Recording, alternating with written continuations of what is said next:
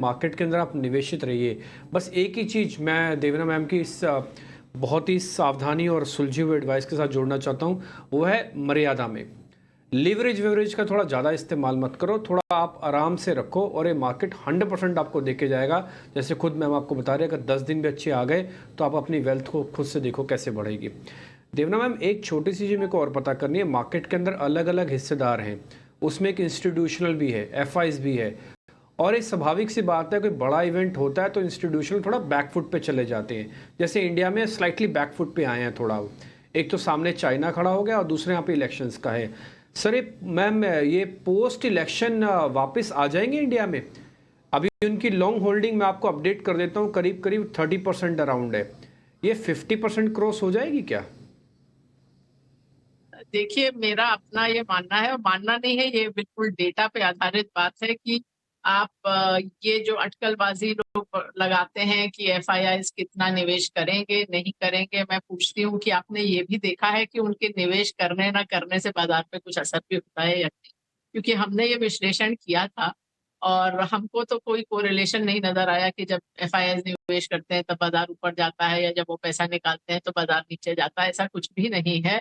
और इसके लिए इससे बड़ा मैं आपको और क्या उदाहरण दूं कि एफआईआईएस का निवेश शुरू हुआ था 1994 में, और 1994 से लेके 2003 9 साल का वही एक पीरियड है सेंसेक्स की हिस्ट्री में, सेंसेक्स के इतिहास में, जहां रिटर्न जीरो रहा।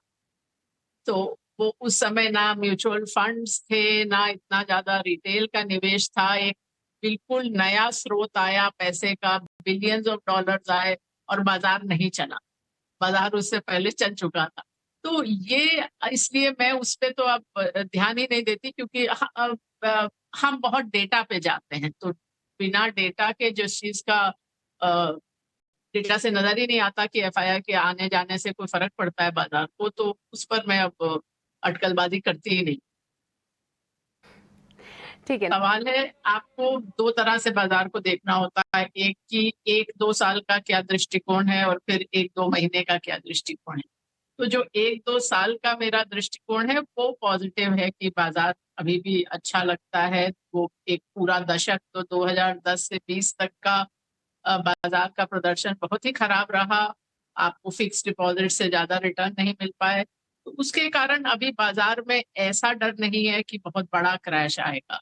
लेकिन वो जो 1-2 महीने की ऐसा होता है कि कुछ अप्रत्याशित हो जाए, कुछ ऐसा हो जाए, तो उसके लिए हम लोगों ने जो स्ट्रैटेजी करी है अपने जो पीएमएस के पोर्टफोलियो जैसे उनके लिए है, वो ये कि हेज कर लिया है, कैश पर नहीं बैठे, पूरी तरह इन्वेस्टेड है, लेकिन हेज कर लिया है। एक तरह आप समझिए इंश्योरेंस खरीद ली है। और वो हमने मार्च में भी खरीदी थी, उसके बाद अप्रैल में फिर से ले ली कि वहां पर अगर बाजार में बड़ा कोई मूव नीचे की तरफ आए तो आपका जो लॉस है वो लिमिटेड रहे। तो ये हेज का पर्पस होता है। तो क्योंकि अधिकतर समय आपको बाजार में निवेशित रहना ही आपके लिए बेहतर रहता है, क्योंकि